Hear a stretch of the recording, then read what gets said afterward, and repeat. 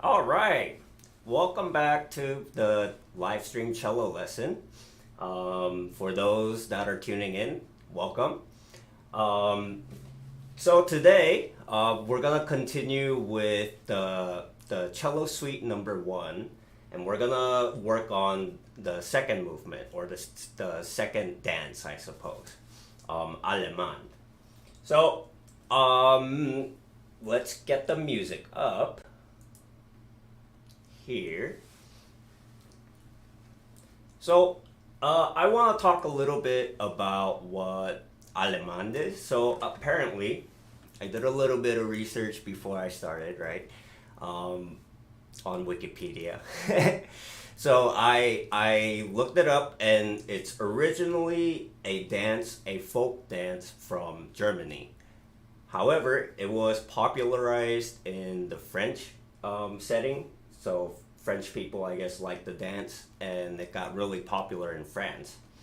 So it has German roots, but it also has a little bit of French fusion into it, I guess. So let's take a look at this piece now. I'm gonna play the first phrase by just so you can have an idea of how it sounds like, and then I'm gonna start breaking down. Okay. All right. So starting from the beginning, and we're in 4/4, right? 1, 2, 3, 4.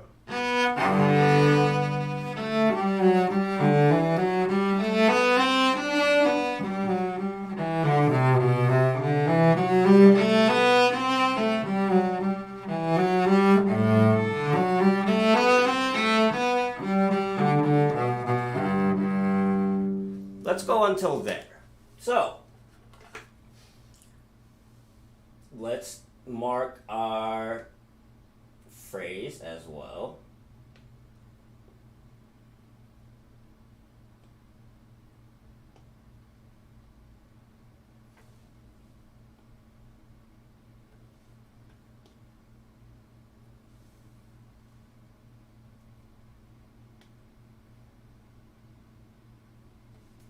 So just like in the prelude, all of the suites, all of the dances will follow a pattern of all the chord changes, right?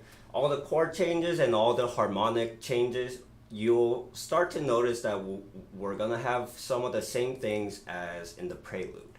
So let's just give it a go with the first one, right? So here, I'll talk about the timing and the rhythm for a second. So let's just try and follow the bowing for now. Let's just do the first measure, right? So first measure. So 1 and 2.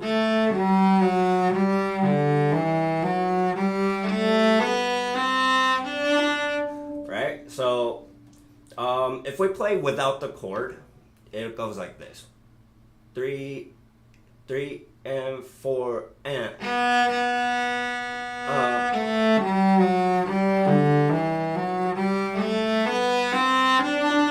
So let's continue. So the first phrase, I think, goes until here, like that, right? And 2. And 4 and 1. I think it goes until there. Until this G, right? So, and 2.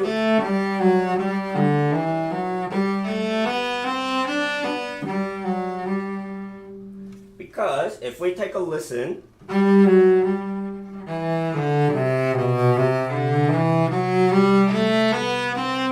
right? We go to the B,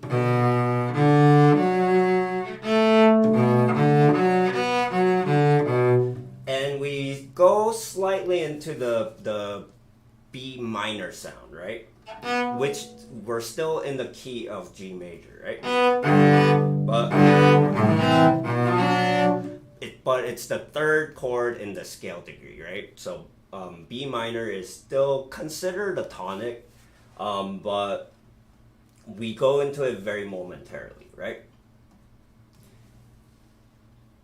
Until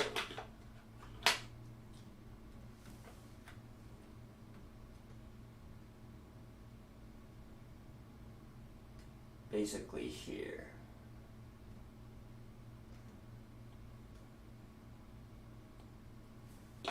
So I'm gonna mark it like this, the phrases. So first phrase, try to go until the second measure, right? And 2.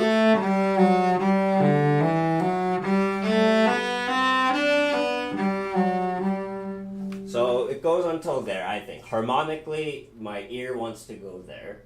Let's not write the fingering down just yet. And then, starting from the second measure, after the second beat. Second measure, right? 1 and 2.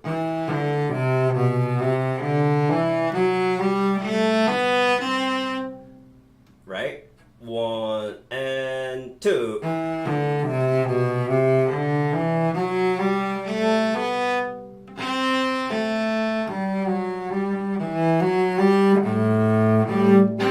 Right? We go into A minor there, I think. So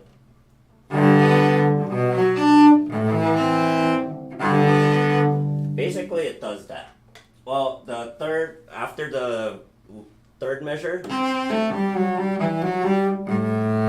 here we go into basically a D7, which is the dominant, right? So it goes into dominant to resolve into G. So that's how I'm thinking about it in this part. Let's just quickly write down our fingering.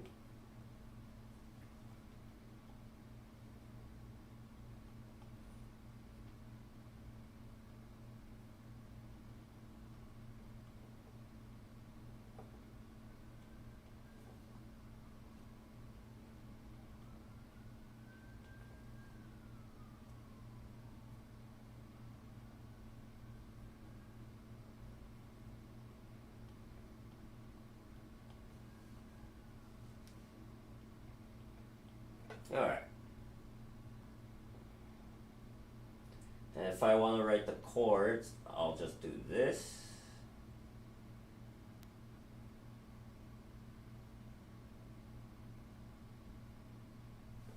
Let's see.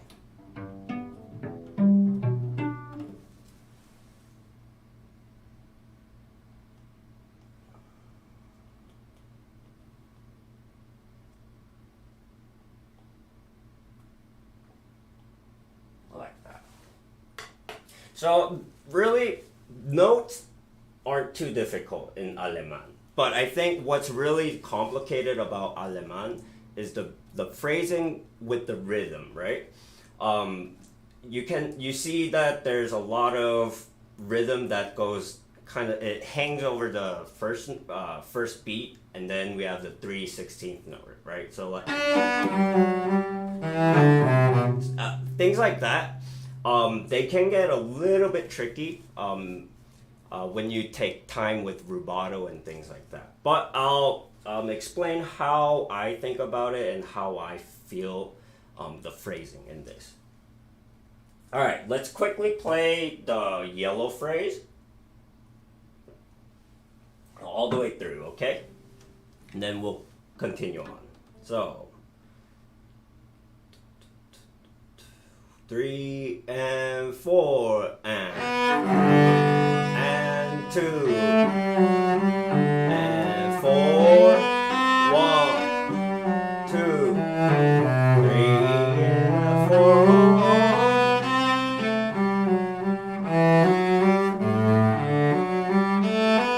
and 1, 2. Alright, so we made it till there.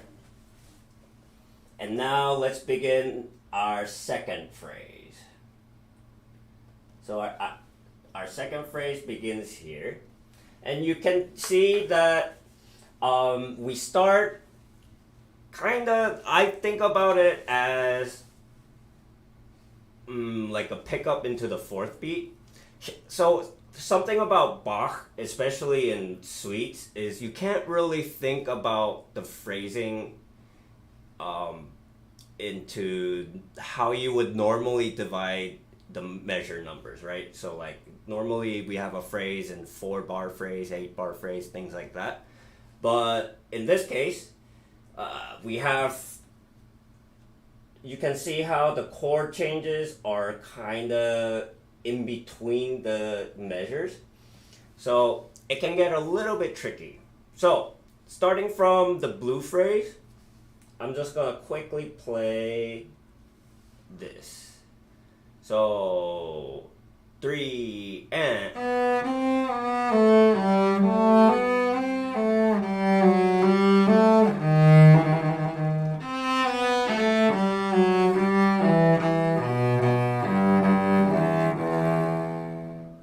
so let's make the phrase go until there. It's not that short, but it kind of takes a pause here, right?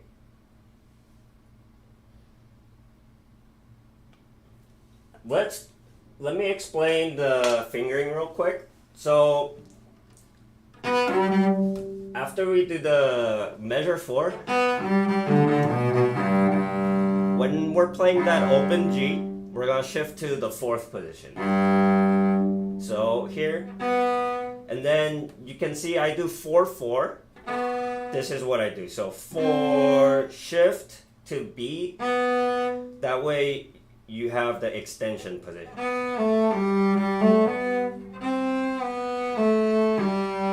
Right? 1. And then shift back up to 4th position. And then shift to 2nd position. 2nd on that G, right? And then all the way down to half position. And then the trill would be with D sharp and E. So 1 and 2, first finger and second finger, like that. Let me just quickly write down.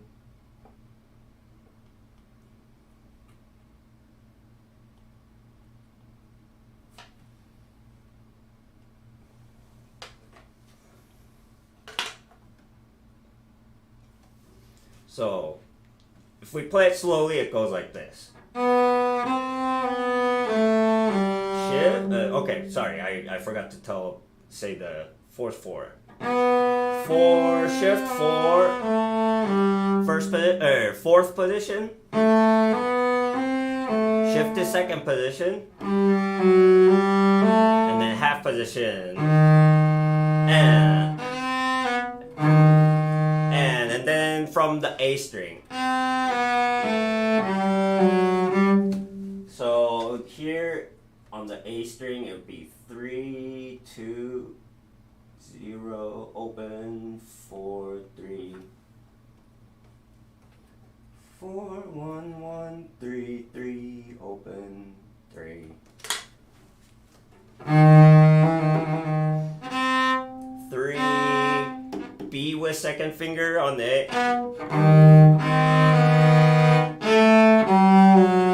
4, 1, 1, 3, 3. Right? And if I were to write the chords, so here,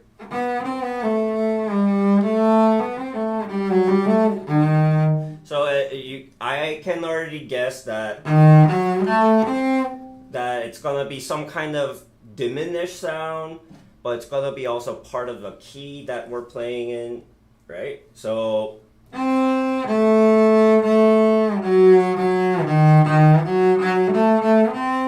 we also know that it's going to land on E minor here, right? Because we know.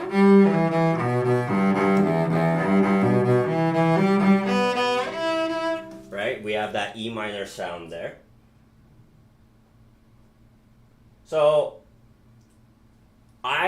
if I were to guess, remember how we always resolve cadence with dominant to tonic, right?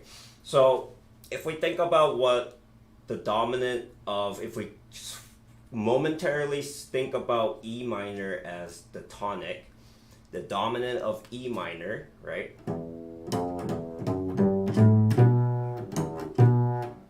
Easy way to find the fifth on the cello is just bar it across, right? So fifth above would be B dominant, right? So B major has that D sharp, it has that F, and the dominant, in case of dominant, it would also have that open A.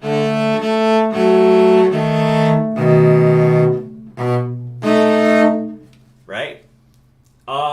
But he also adds, actually no, he doesn't add.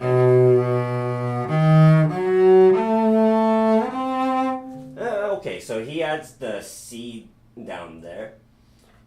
But I would say that all of this is part of B7 sound, right? So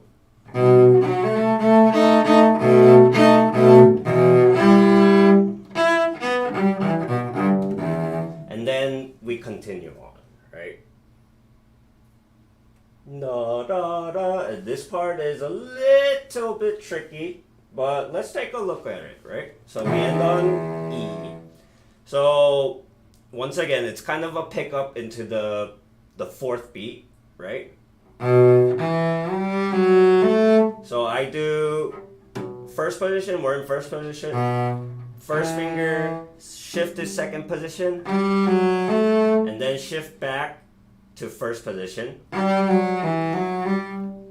then 3,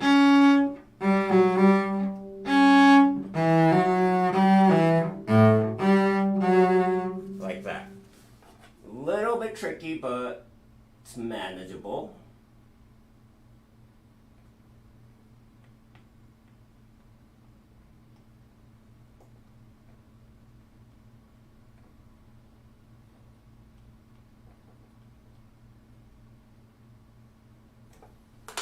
Let's do it slowly. So let's just do the very last measure. So starting from G.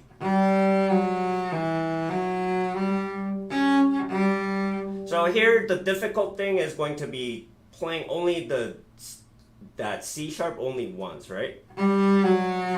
So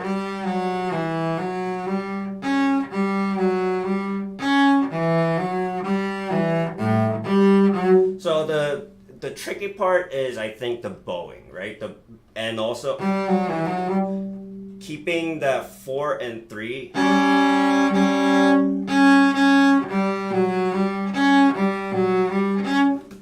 like that figure is a little bit difficult.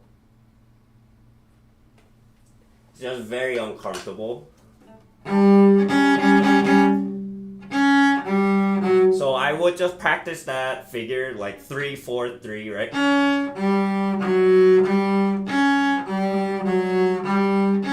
All separate and slowly, like how I'm doing. Even after 10 times, you're gonna start feeling some burning sensation, right? We're working out our fingers.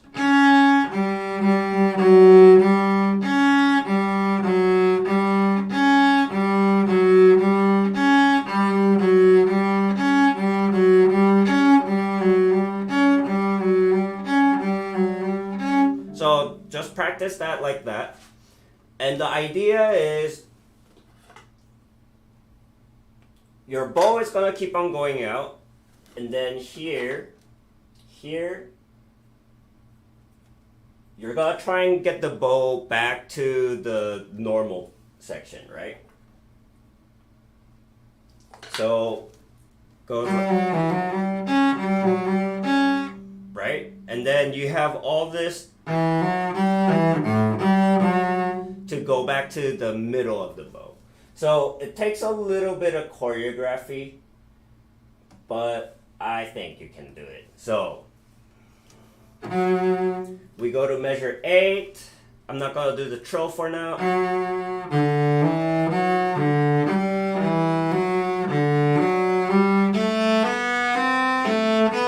So that is the phrase.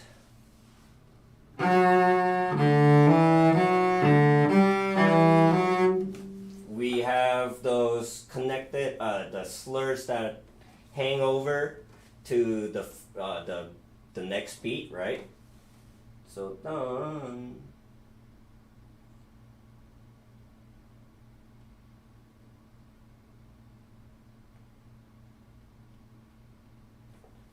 So here, remember it's, you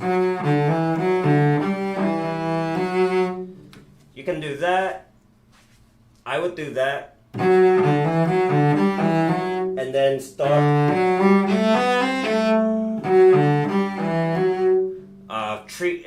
So this is why Bach is really tricky. There are many ways of doing the bowing. And how you do the bowing really determines how you're thinking about the phrase. So the culprit for me is this note, right? So you can divide this note into the ending of the first half of the measure or the beginning of the second half. So you can treat it like this.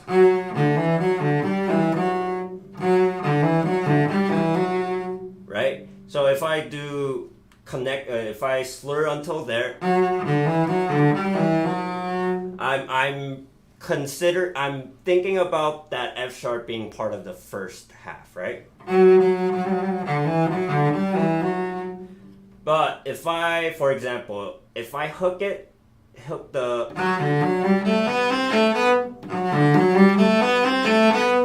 but if I include the F sharp into the last half of the measure, it still makes sense, right?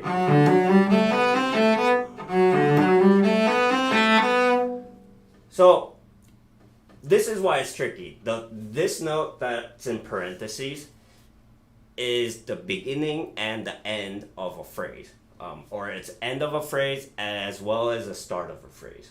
It's even though it's the same note, it has two different functions, right? So that's why it's very difficult, because you're trying to show that, but only through your playing. So here I kind of have it like this, because if we if we slur over, right, this figure, it kind of becomes like a pickup figure, right? Da da da da da da da da, and it lands here.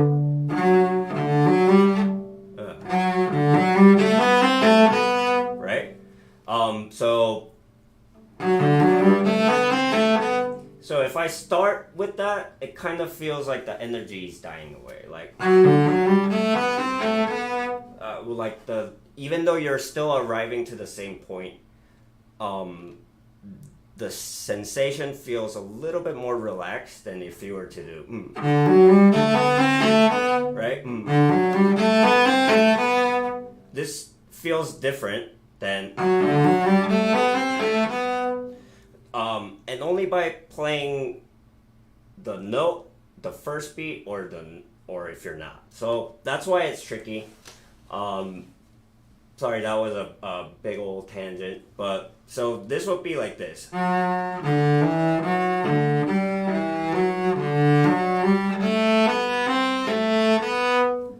until there, I think it's pretty straightforward. And then we go on. So these are sequences, right? I think you'll hear what I mean by sequence. So this measure is this. Shift to second position. And then shift back to first position.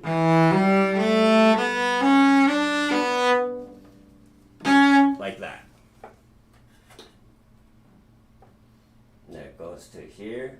Done.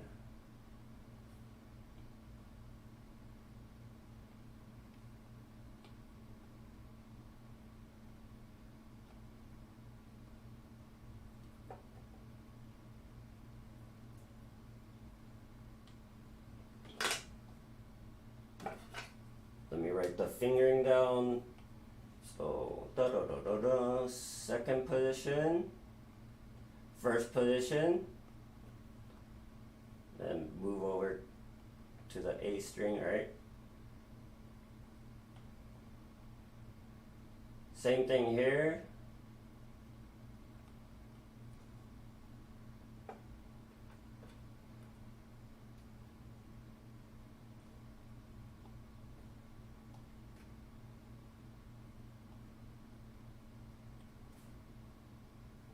And yeah, so let's just take a look at each of that measure. So it goes like this. Shift, shift, stay. And then next, right? So try and do all of that smoothly.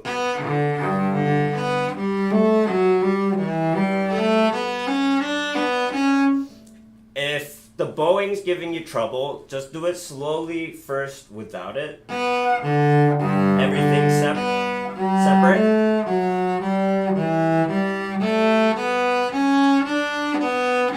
Right?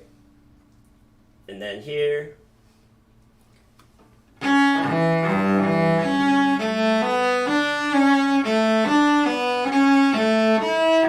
So we stay in first position all the way.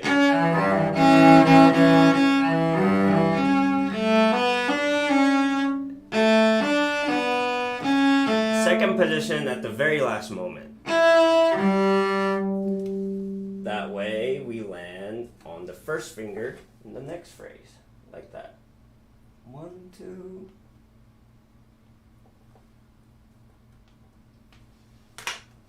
All right. Hopefully you got all of that. The blue phrase is quite kind of tricky.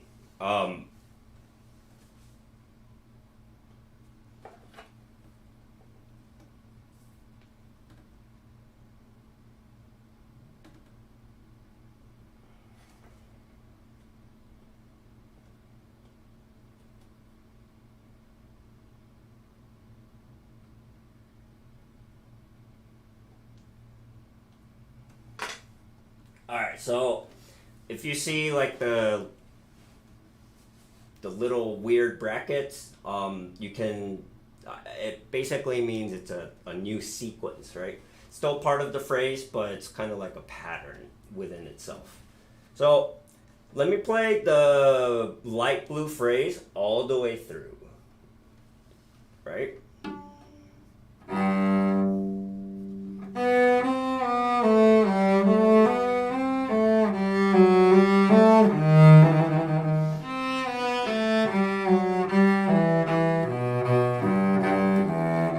Keep on going. Shift.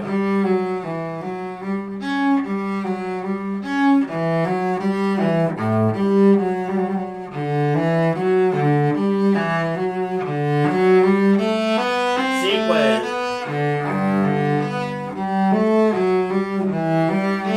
Next sequence.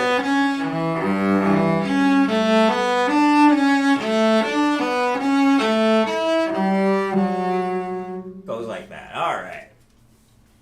So let's take a look quickly at what chords are happening.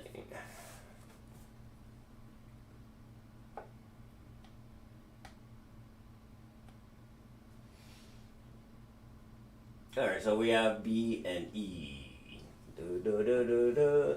So here, in the next measure, it's A7. The big giveaway being the C sharp, right? C sharp, G. We have C sharp and G. And then it kind of gives you a hint that figure. You'll notice that figure a lot in Bach.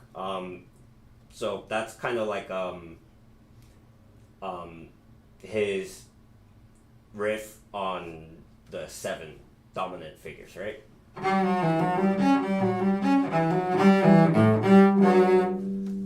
So A7 there, landing on, right?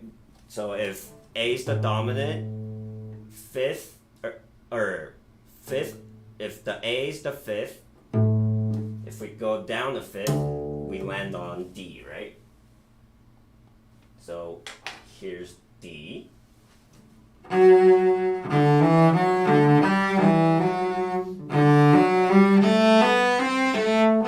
And something interesting about that scale. So if I only spell out what the chords are, what chord it is, he turns that D major into a dominant, right?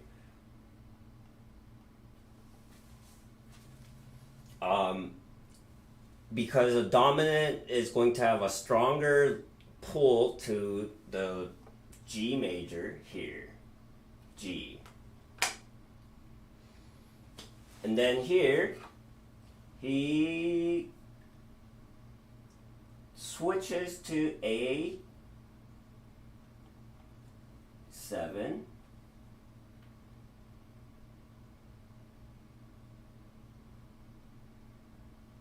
Until measure 11,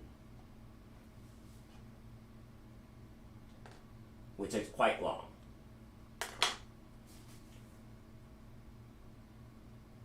All right, let me write A7 once more here.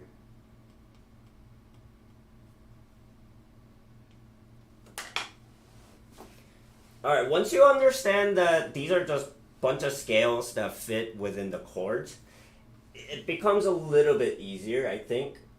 And I think dividing the phrases like this also helps you, it's a lot easier to practice this way. I'll explain in a bit. All right, let's continue on with the green phrase. So green phrase, we land on F sharp here.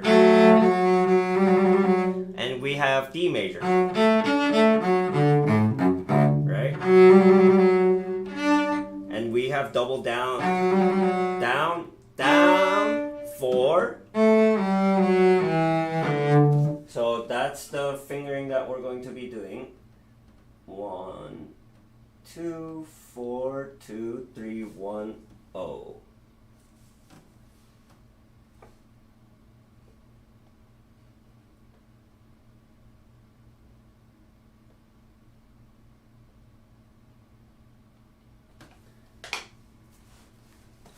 So, without the trill, it'll be like this. So 1 and 1 E and shift, and then shift back to second position. Shift. So there's a lot of shifting back and forth between the second position and the first position. But this fingering is going to be a lot better than if you were to do string crossing. Trying to play this on an open string is a little bit weird.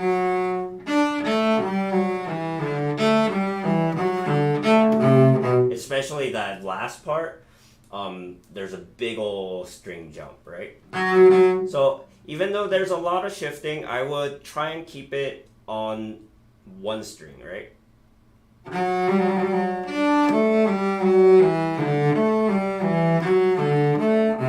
And then it sets up for that next bar, which is going to be the next sequence. And it's going to have the same fingering.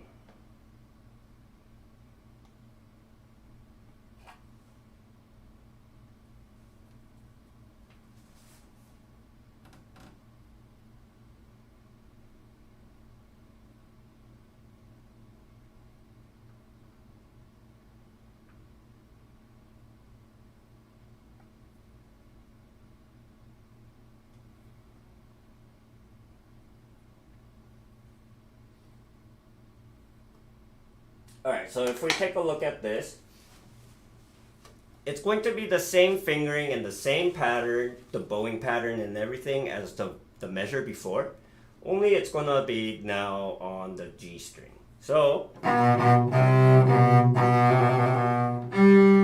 second position, right?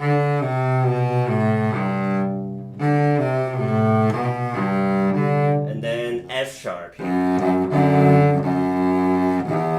That's the only difference, is the very last note. Instead of second finger, it's going to be third finger. So those two bars are related, right?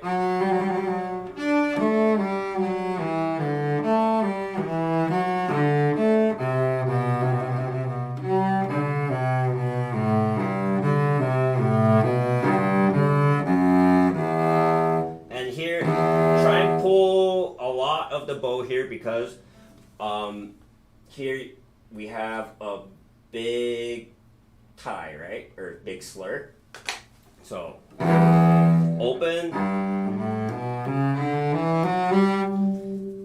and it's gonna spell out 1, 2, 4, open 1, 3, 4.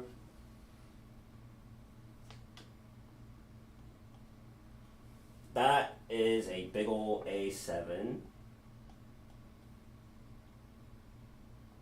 which should resolve to D.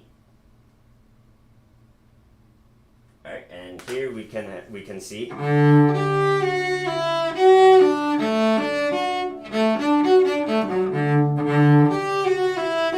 he kind of suspends it a little bit.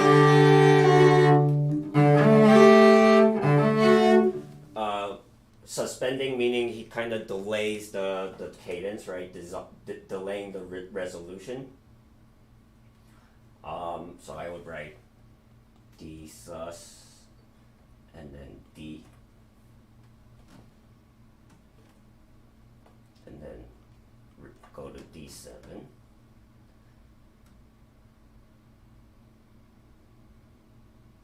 Same thing here. So here it's really neat, I think.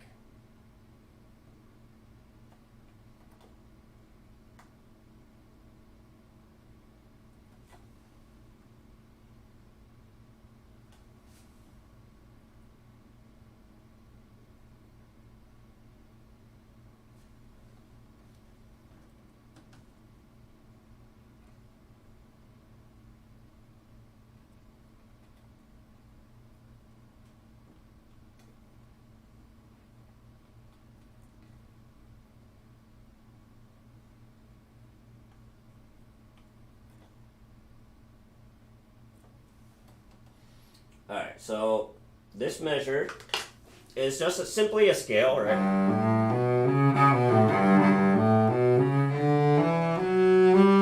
Slur until the G, and then when you play that open A, shift to second finger, or second position,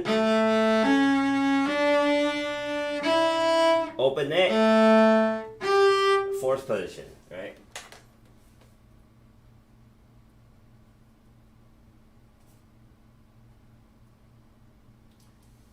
So, gotta pull on this note.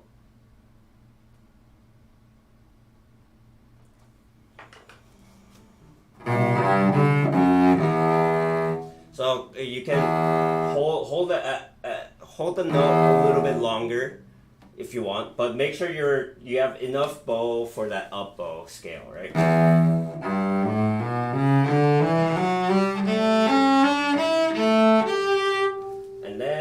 Keeps on going. Here, what I do is, for that F sharp, I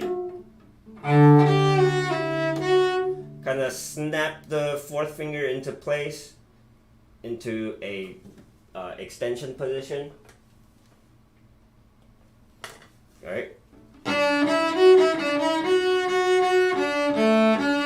And stay there, and then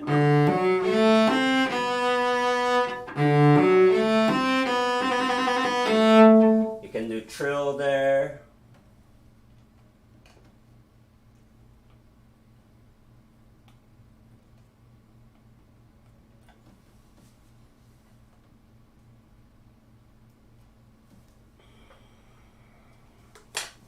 So third position extension, first position, and then continue on.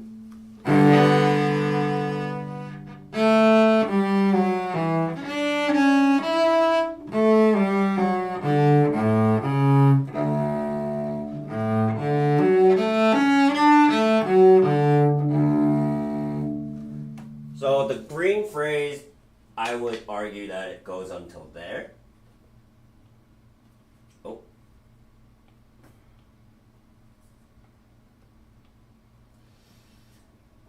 But interestingly enough, he kind of does a fake out.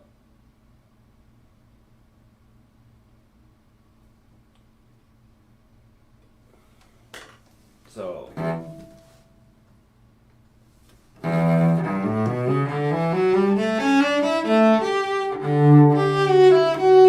it sounds like he can end there, right?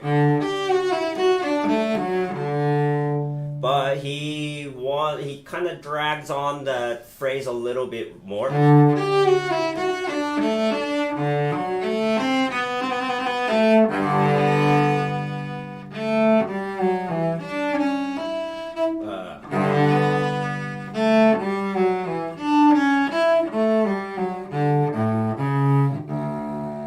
But instead he modulates to the D major, right?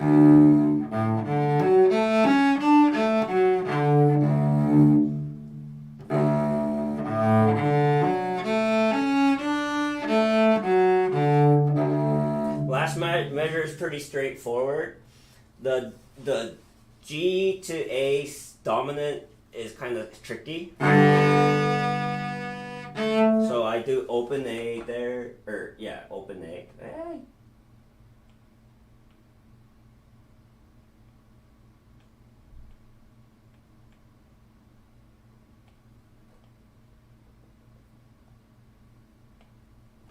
Open A. Here I shift. Then cross over to D string, open 1 4, first position there. So it's kind of tricky. A, first position, second position,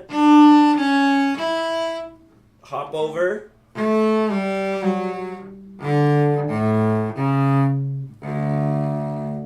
So really, I think the tricky part will be doing it in rhythm. So do it very slowly. See how it feels in rhythm without any sort of rubato or anything, right? If the chord is bothering you, just play the top note, right? 3 and dun dun dun dun 3 A and 1 E and.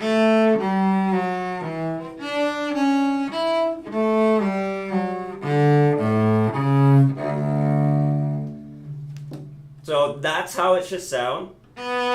So 1 and 2.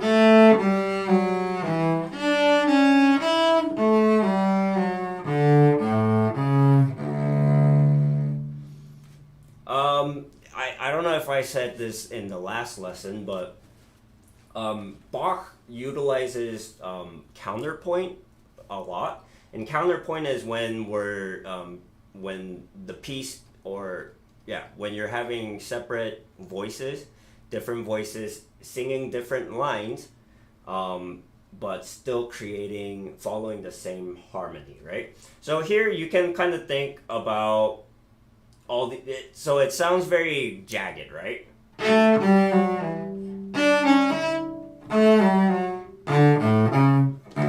So if you think about each of those as separate person, so imagine, and then some guy sings, and then some lady sings, and then the alto sings, and then the bass, right? So he's basically outlining the chord with different ranges of the voice, right? And that's why it sounds very awkward of the in the rhythm, because he's always kind of hanging on to the rhythm, hanging on to the phrase to the next beat, right? It's always kind of falling forward.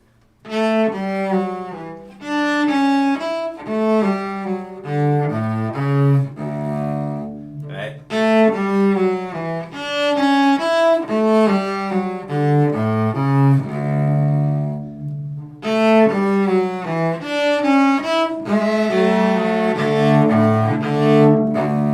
Right? There's always an A playing there.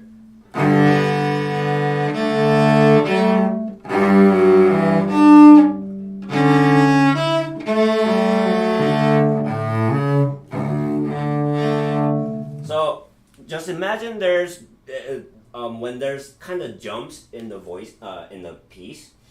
Imagine that you're jumping to a different voice, like a different range, or a different person. Think of it like you're in a quartet, but you're trying to play the quartet on one instrument, right? I think that's why Bach is really tricky.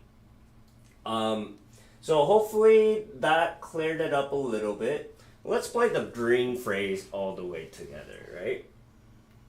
So starting from the green phrase, ready, and.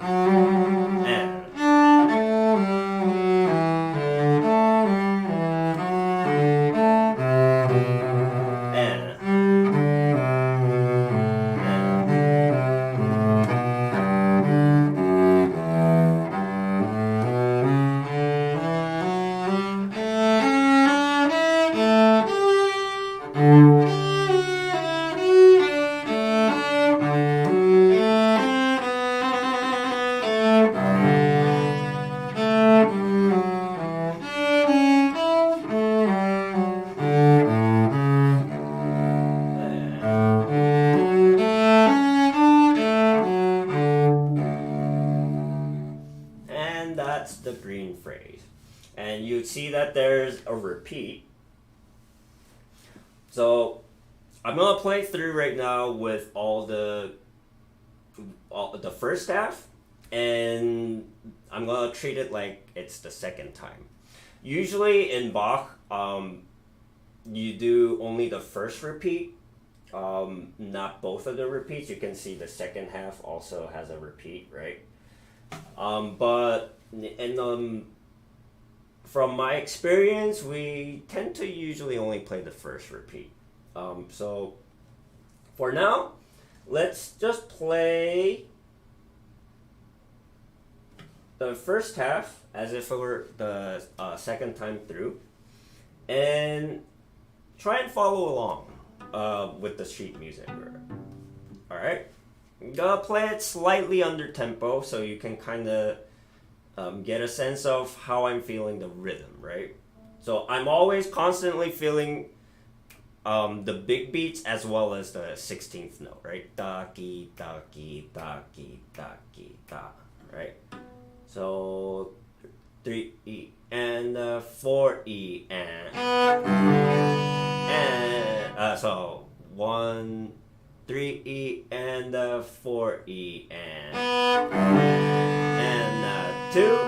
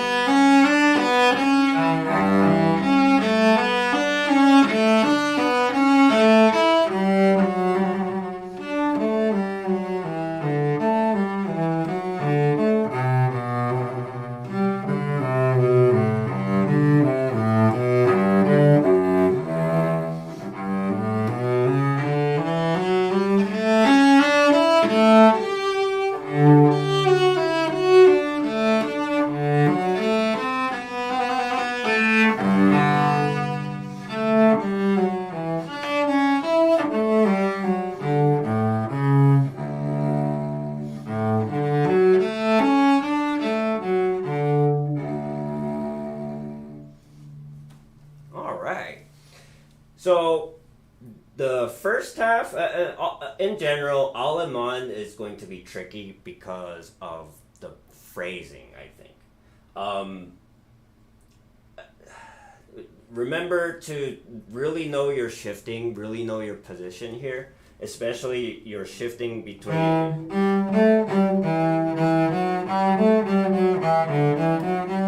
Right? Between the first position and then the second position. Just have that down really well. And practice everything slowly. Right now I'm going kind of fast, but just count very strictly. So 1 E and so 1 E and 2.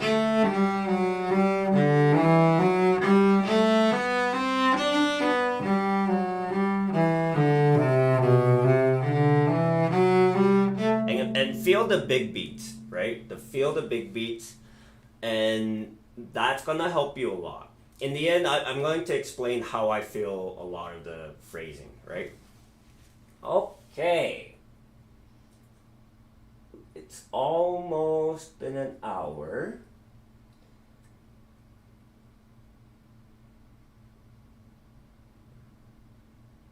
Let's go on. It's pretty short, right?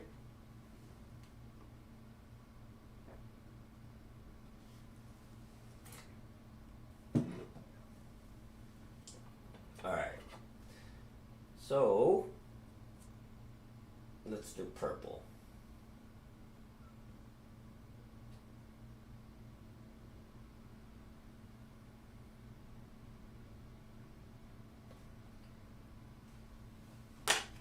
So here we do open string.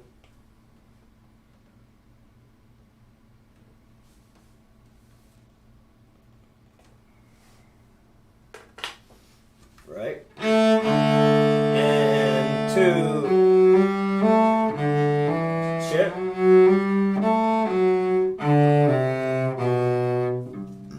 Like that. So second position, open, first position, shift.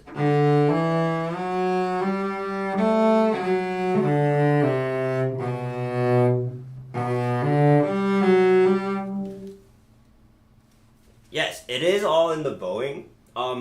Really, the bowing is what determines the phrasing, right? So that's why it's really tricky. Learn the notes first, playing it slowly and things like that. But phrasing wise, you have to feel it with the bow, and also you have to be able to sing it. I think singing it in your head or out loud, especially out loud, helps you figure out how to phrase things. So here from the purple. Stay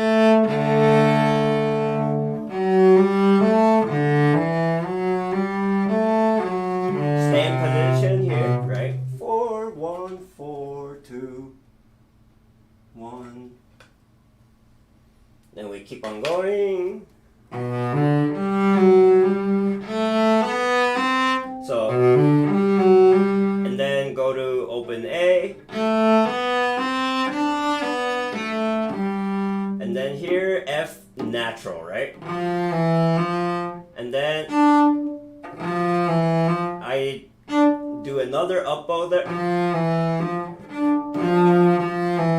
Imagine someone singing that. Right? That was terrible, but that's the idea. It's multiple voices playing at the same time, but you as a cello, one cello, you can't sound out all the 4 voices at the same time, right? So think of it like.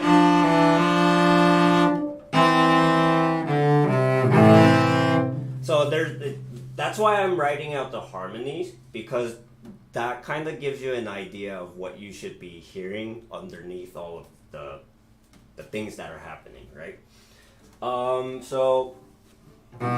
Second measure of the purple. So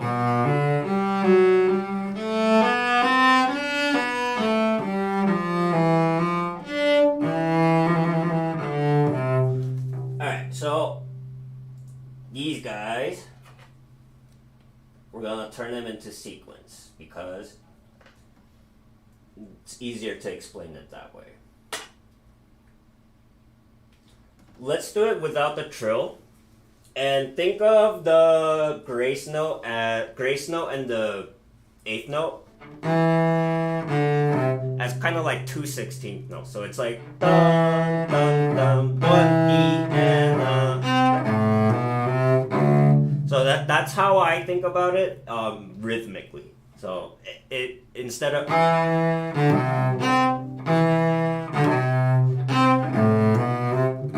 it sounds kind of weird that way, so try and keep it as a 16th note.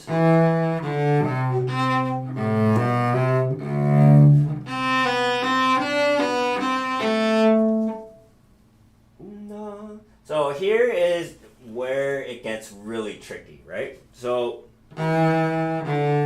that's one voice, and then the top voice, and then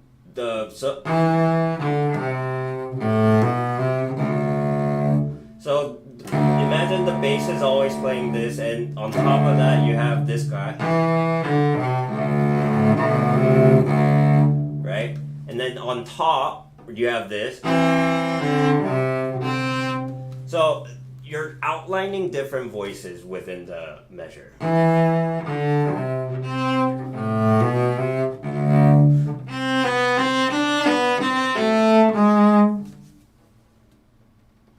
And then here,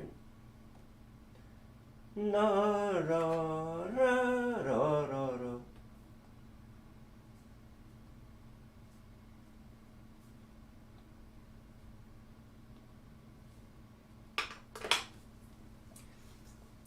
Here, we don't have the grace note, but same thing. So, the G sharp is going to be on the third position. And then that D will be open. Slur until here. And then here is going to be extension. Right, because of the G sharp. We have G sharp here, right? So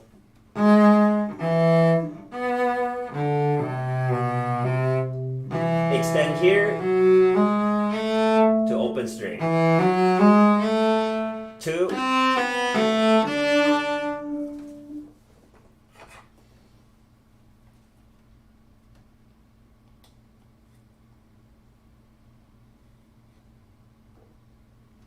Same, and the next sequence, same thing.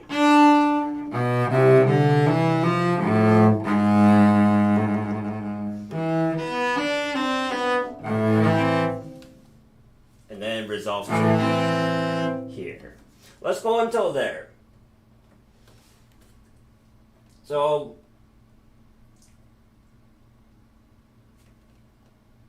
let's go from the sequences. So this guy.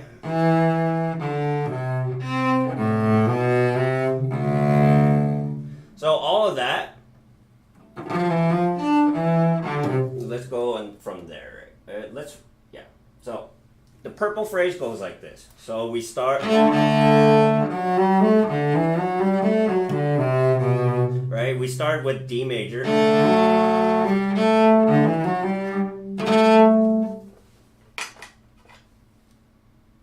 As we should, because we ended on a D major. So we start D major, and here we have D dominant.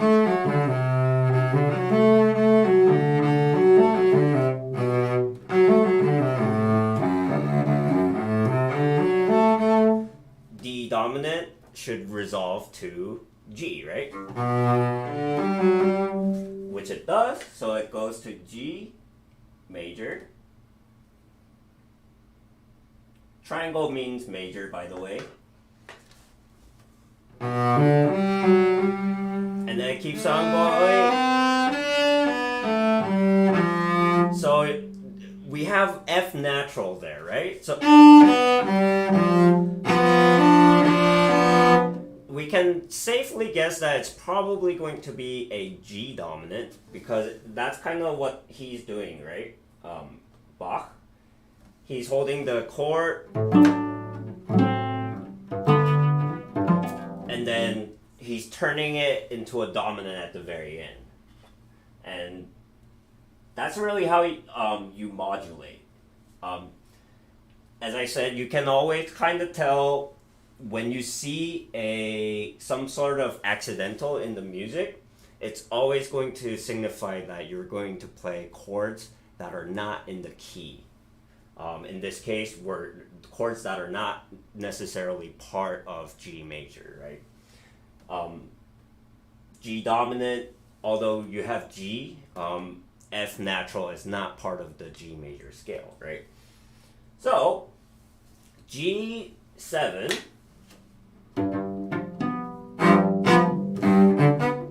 should resolve to C major, right?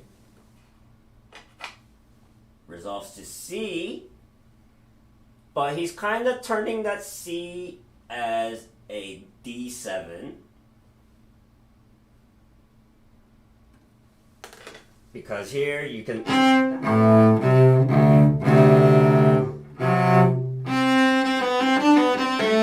and then that's kind of just a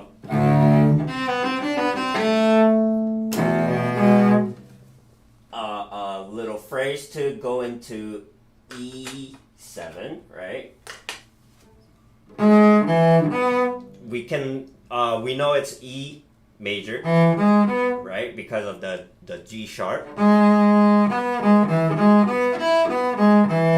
We know it's a 7, we know it's a dominant because we also have that D natural.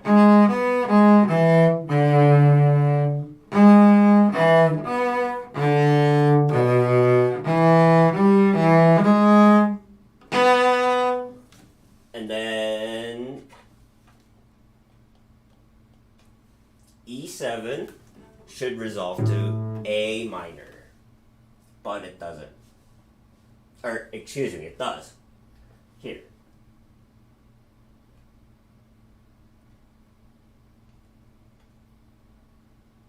Or no, it doesn't resolve quite yet. Let me explain you why. It resolves it here.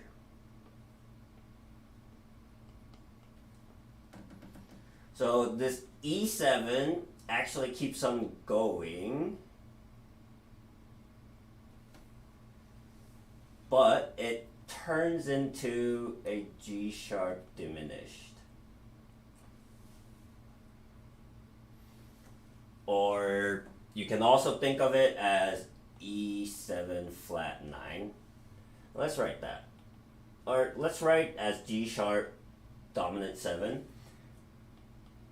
But it's really going to be, I'm going to put in parentheses, E7 flat 9.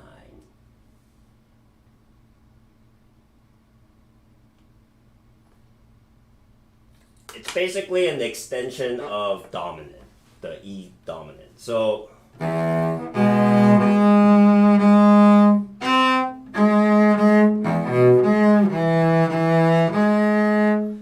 if you notice, if we play G sharp, B, D, it spells out a dominant, or it spells out a diminished 7, right? And then if we continue, that's gonna be the F natural, right? And that's why it's considered still part of the dominant sound, even though it's a diminished chord, right?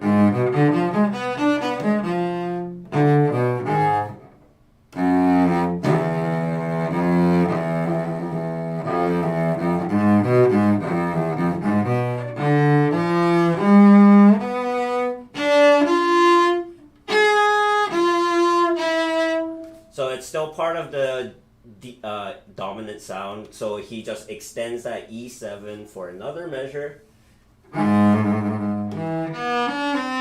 to land on that A minor. So yeah, a lot of theory stuff here. If you don't know what I'm talking about, in the last video, in the prelude video, I kind of explained the music theory, at least the beginnings of music theory and harmonic progression. So check that out. If not, just kind of keep on watching it. And I think you'll start picking it up. Very important thing is you know your chords and how to spell out your chords. So, alright. Let's try the purple phrase all together. Hopefully the fingering made sense. I don't think I explained this one.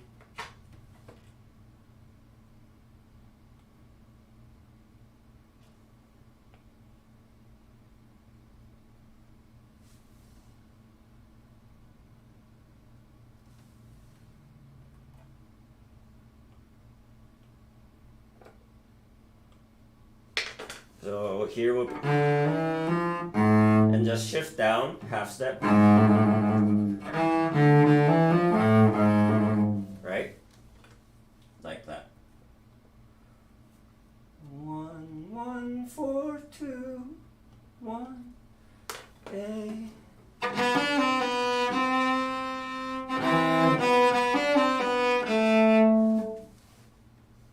All right. So let's play through the purple phrase all the way through, slightly under tempo, right? 3 E and 4 E and 1 E and sorry, kind of out of tune.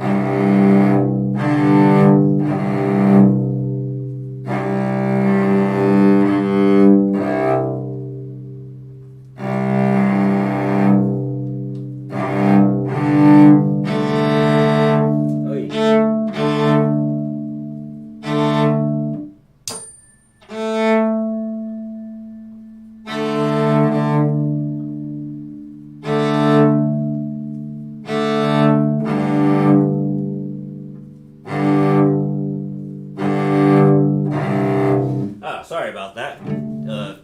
Yeah, it's like over 100 degrees here in Vegas, and having the AC on, there's a lot of temperature fluctuations, right? All right, purple part. 3 E and 4 and 2.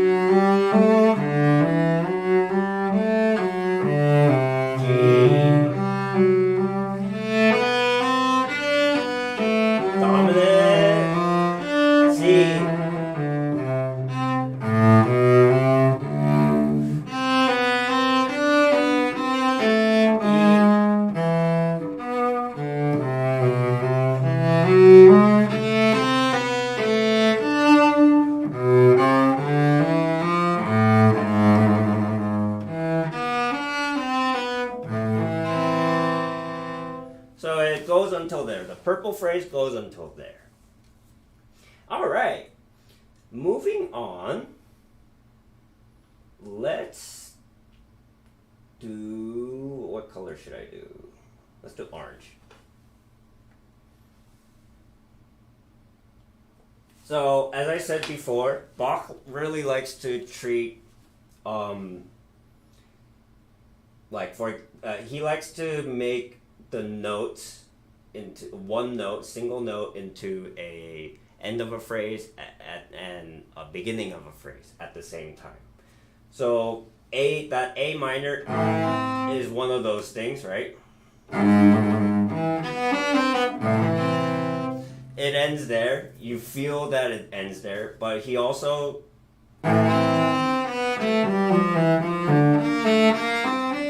Right? He all of a sudden keeps on going, right? So let's figure out what he's doing.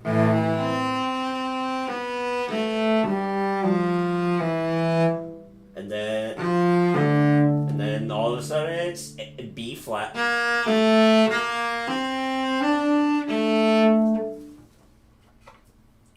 Which, if we think about it, as I told you before, it should be some form of dominant, right? But I don't think it's a dominant there.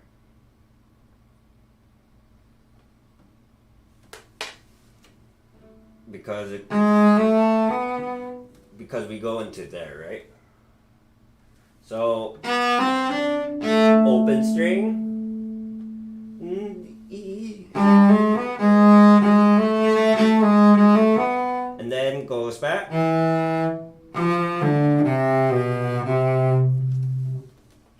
1 2 4 1 2 0 4 3.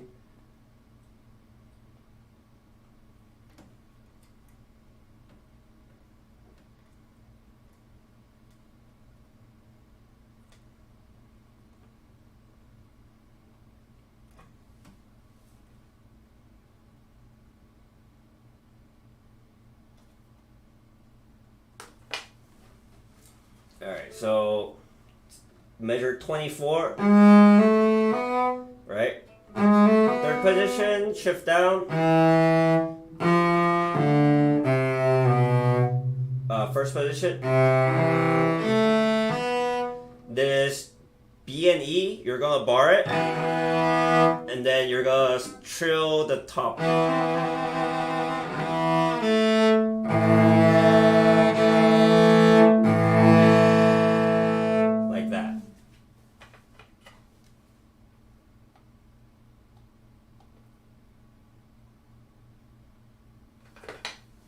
So if we play until there, it's F natural.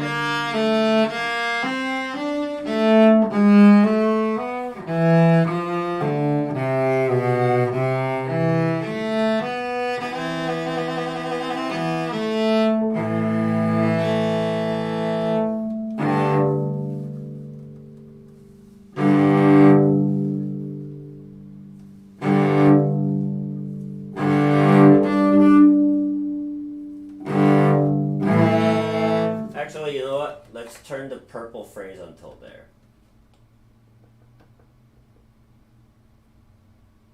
Because that makes more sense to me.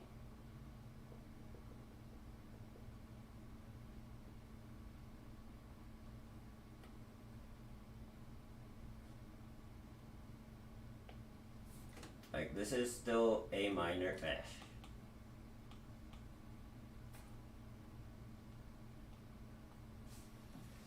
Right? So here it's interesting. It goes into A minor. And then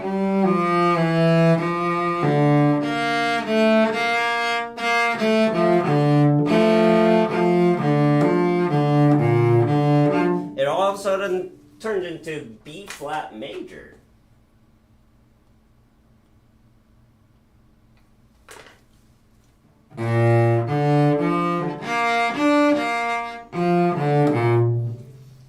Right? And then here, E, and then here, G7, A,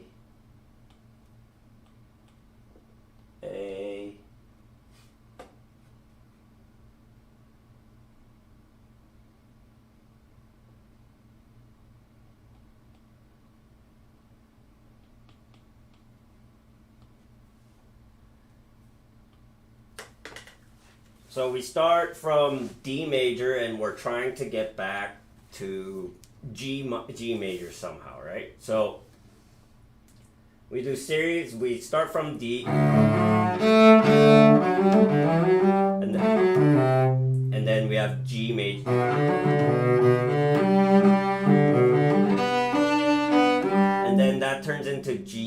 dominant, and then C, which turns into D, which turns into E7,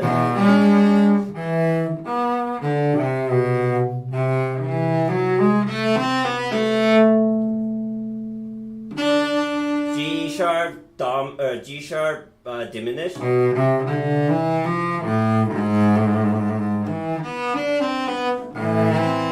A minor,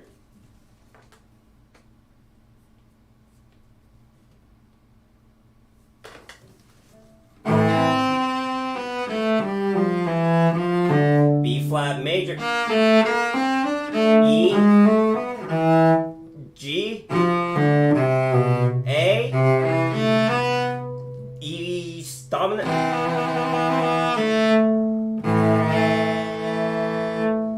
so that's basically all there it gets very intense. The very last two measures of purple is very intense because the harmony is changing very fast, right?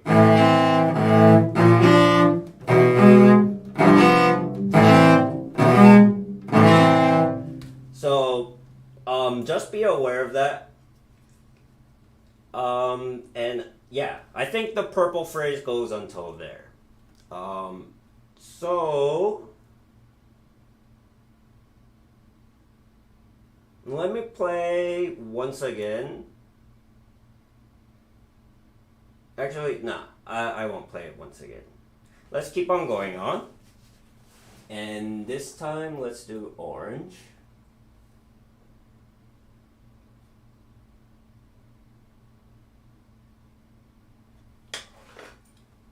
And here, same thing, right? It's a pickup. So we do fourth position. So the chord, after the chord, fourth position, second position,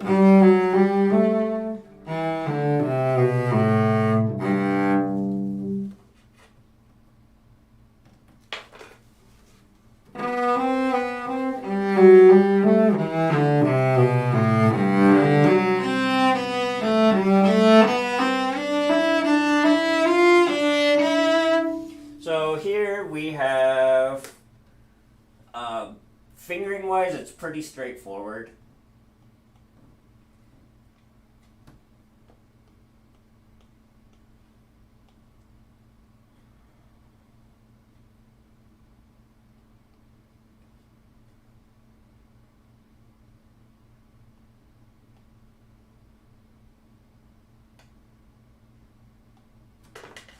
Right? So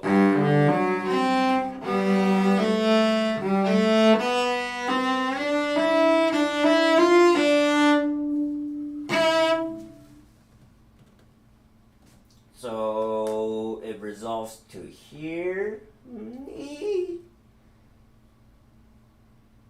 But once again, it's a sequence. I'm gonna just mark out all the sequence.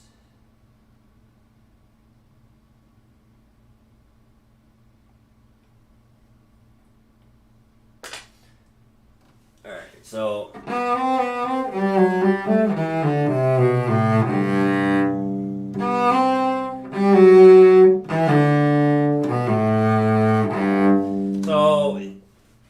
if we play this scale, right? If we play the figure, but all in order.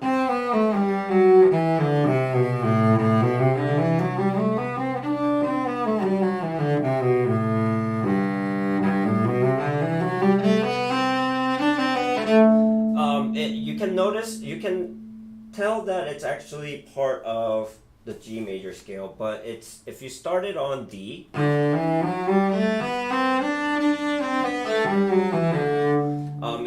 it creates that D dominant sound, right? So I think it goes into D dominant. Makes sense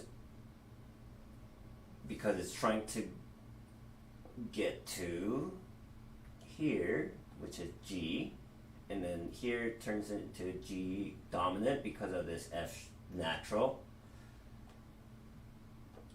which resolves to C here, right? It spills out.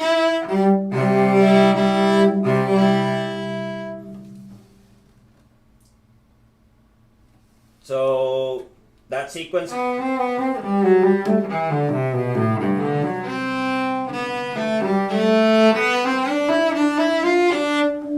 That's just a big setup to get to here. And then that phrase goes up.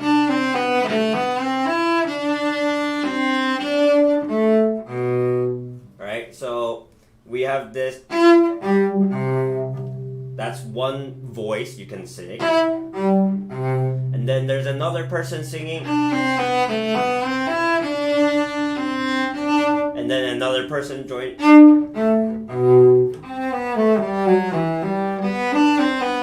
Right? So it's inevitable that you're gonna have to take time. It's very difficult to play everything very in tempo in time.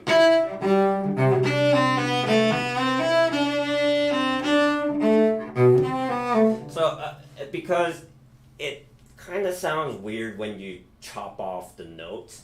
So there's a trick to it. Let's just let me explain the fingering real quick. So that's third position, shift back to first position. And then 1-1 extension.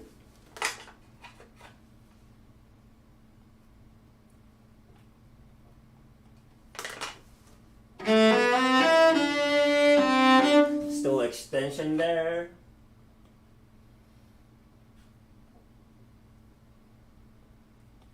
And here, same fingering. 2 on the A, 4 on the D, and 1 on the G, right?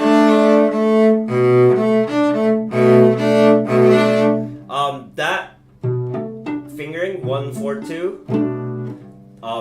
Remember that fingering. It's very important in jazz as well. It's a minor 7th chord fingering. So, and then we drop down to 4th position here, right? And then 1st position. That one's pretty straightforward.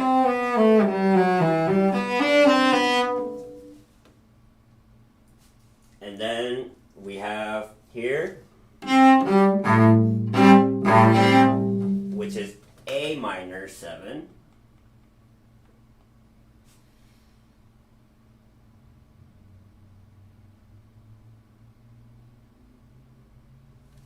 So it's like.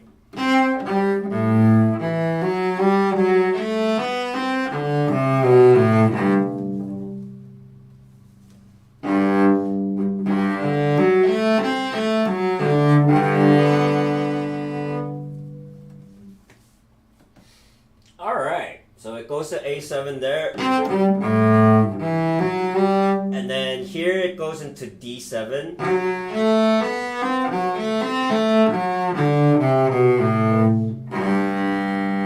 it goes to G, but it's actually a fake out here because even though the bottom note is a G, the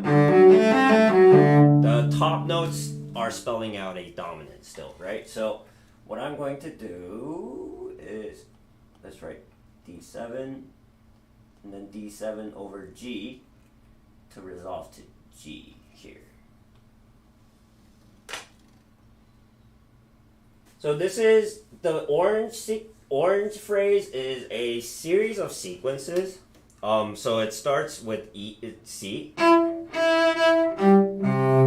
right?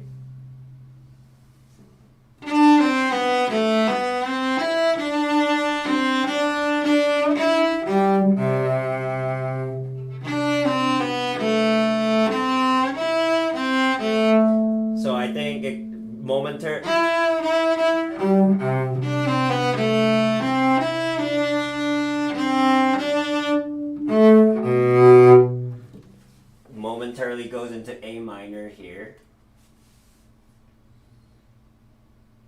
which will, so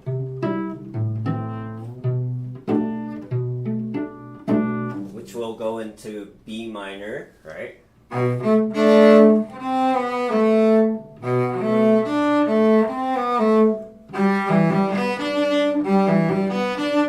So that would be E minor 7,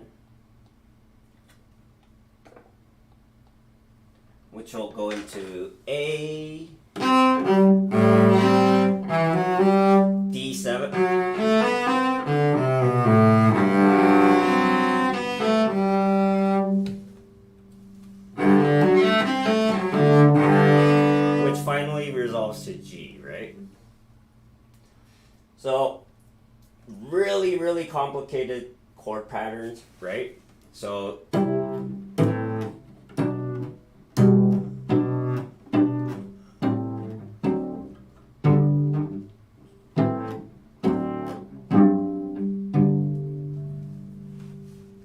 very impressive chord patterns. So if you just play the last, but from measure 28, measure 28 is the hard part, right?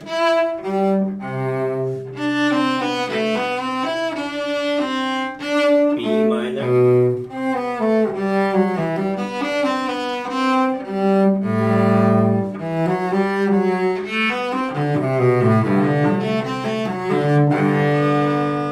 So I really like to think of it in terms of chords, because in the end that's what he's doing.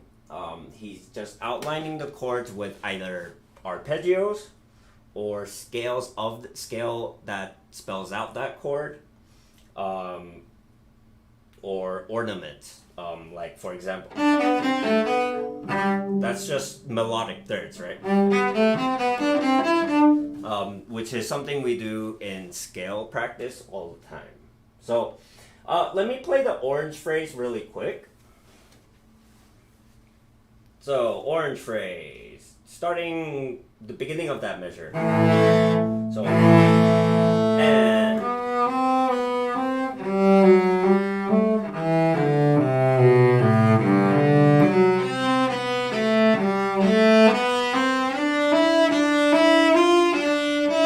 measure 28.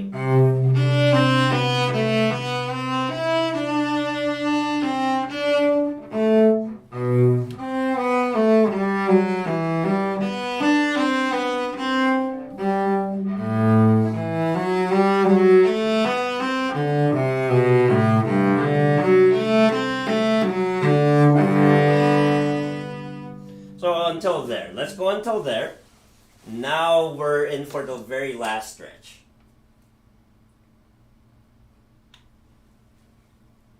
And here everything's pretty much going to be straightforward.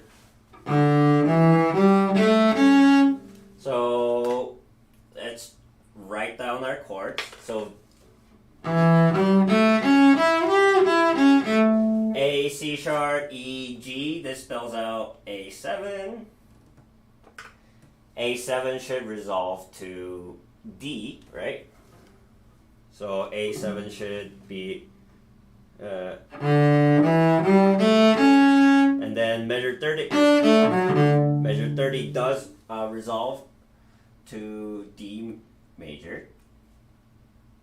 And then here, that's G7, right?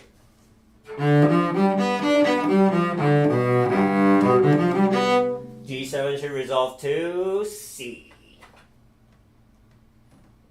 C.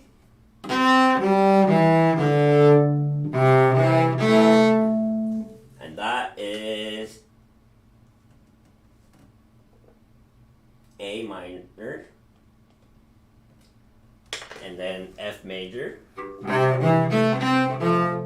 Sorry. Not, that's a D7, right? F sharp, A, C, E, D.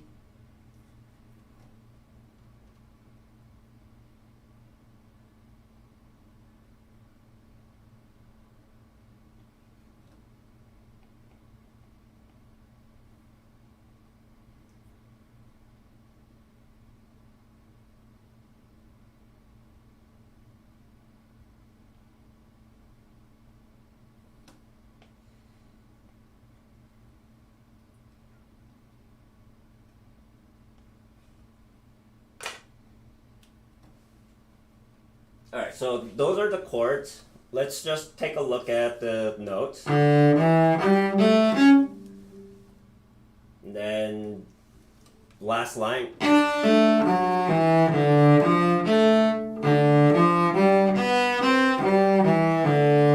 Right. So open 2 4 1 2 4 1 0.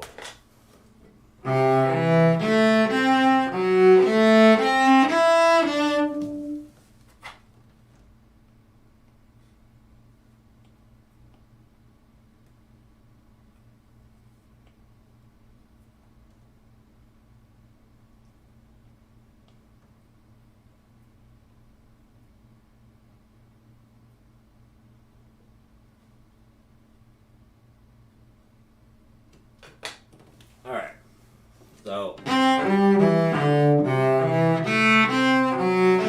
extension, second position extension, and then shift back to first position.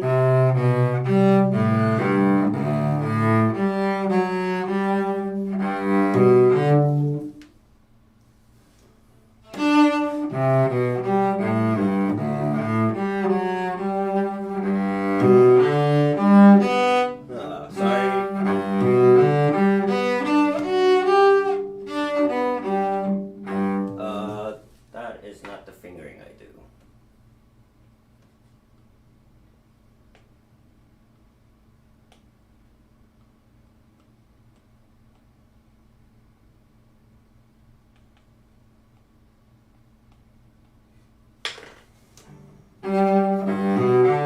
So third position, like that.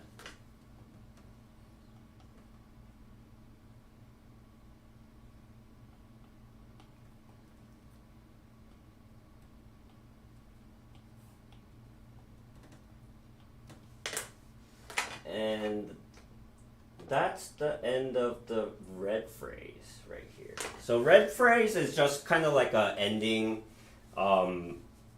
like the last ending phrase. As you can see, it basically changes chords every measure.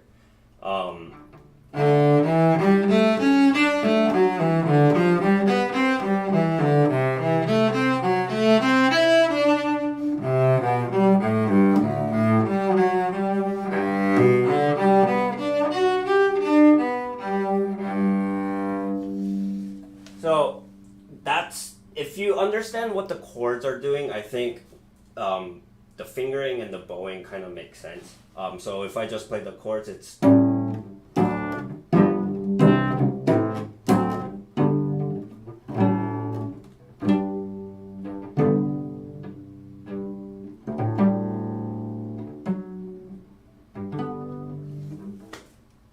so I think, I don't know, maybe it'll make sense to some of y'all, maybe I'm just rambling, but so that's the second half of the Allemande.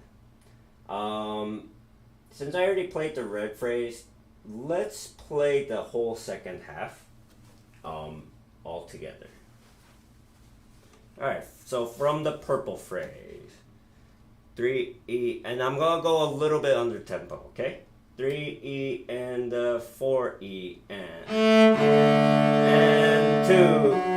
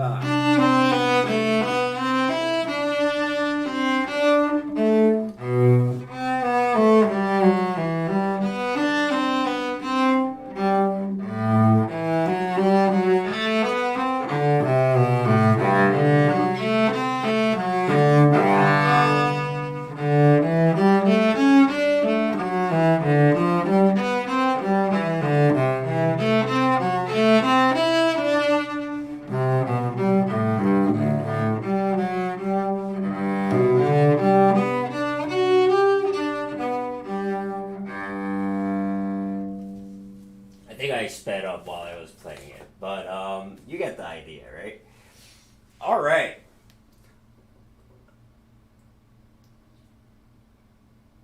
So that's how you played Allemande. One tip I will give you on the rhythm is this. Whenever you see a tied over note, the phrase that comes after it, you always have to feel the big, so even though it's a silence, so for example, let's just take a look at the first measure, right? So the second phrase, you still have to feel that second beat, right? To da da, to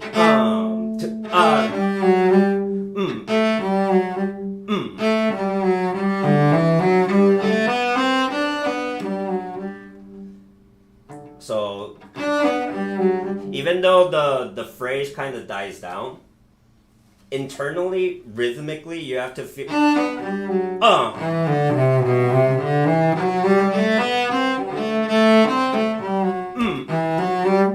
right? So as I said before, so a couple of things to note.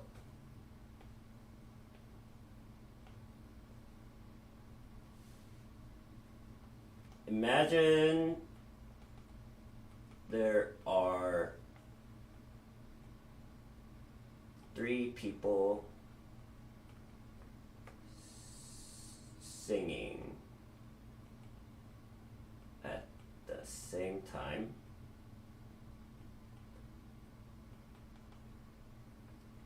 But you can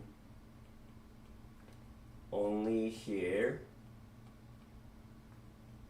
one at a time. So I think that's the biggest concept that you have to understand about the suites, is that there are constantly other voices happening, right? But we just aren't able to hear it, or we're not able to express it because the cello in the end is a monophonic instrument. We can only play kind of like one line at a time, right? At most 2 notes at the same time, right? Double stop. But even then it's very difficult, right? So in order to do that, he's kind of just playing soprano for like 2 beats, and then alto for like 1 beat, and then bass for like 1/16th note, right? There are cases like that. So that's my suggestion. Whenever you see phrases like this, always when you have like the groups of 3 or tie over,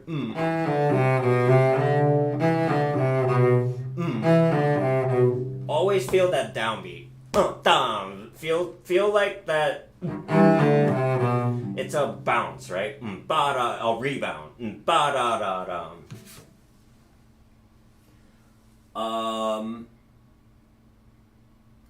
So that's how I would feel those. For example, here, right?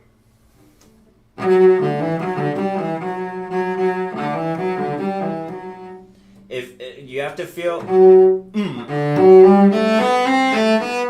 so every time, just feel that big beat, and if you have like the note and then tied over 3/16th, always feel it as a rebound. Ba da da dum, ba da da dum, ba da da arrive.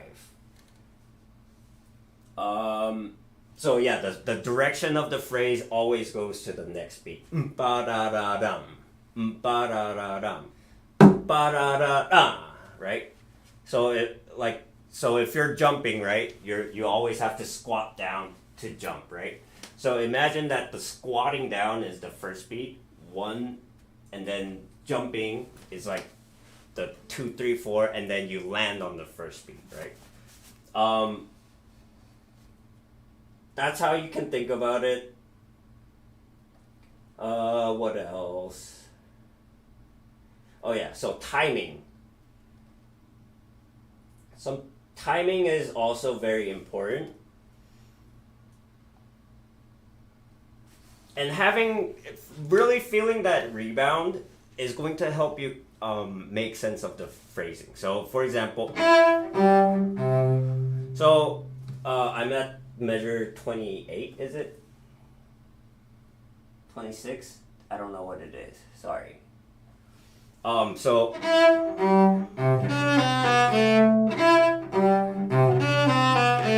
instead of playing it in time, right, very strictly, when you're learning, please do learn it metronomically. Like learn it slowly with the metronome, right? 1 and 2 and 3 and 1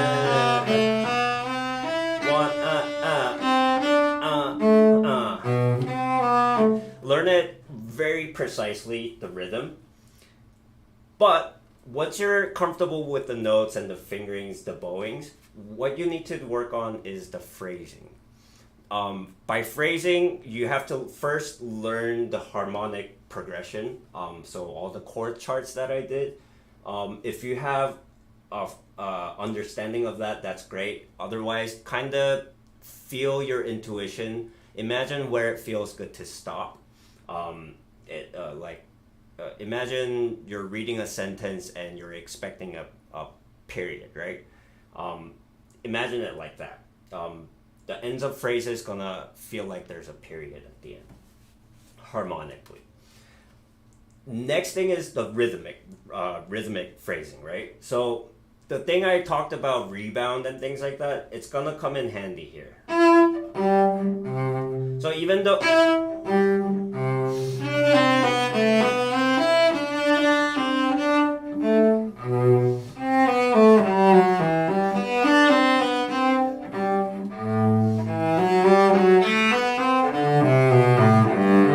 you can see that I'm actually taking quite a bit of time on that last note, right? On the C.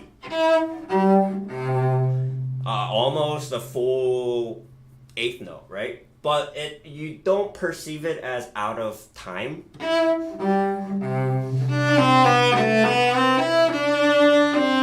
Because I'm playing the next phrase as it should be in time, right? So I'm playing the next phrase without still feeling that big beat, even though you're extending it. So so if you know how the phrase should sound, people are going to follow that. It doesn't rhythmically. People are going to follow you, how you're outlining the lines, how you're giving it direction, and how you're following it harmonically, right?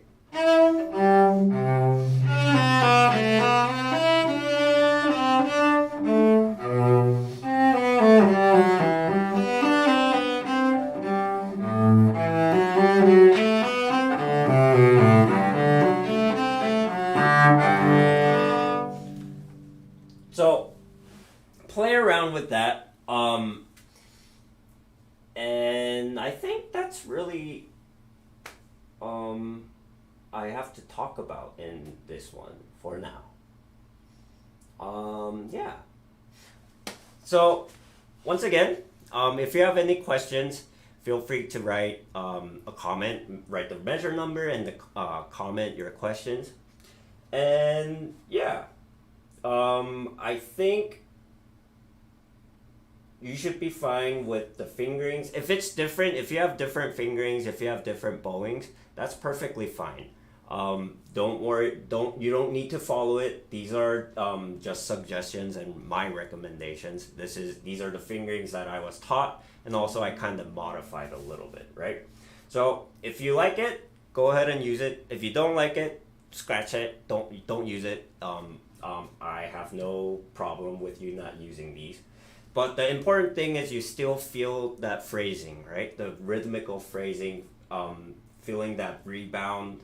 Those are all important. You should be able to express that regardless of what bowings you're using. That's the key point. All right. So before we go, let me play through the whole Allemande from top to bottom. I'm going to skip the repeat. But yeah. Let's play. And I'm going to play how I play.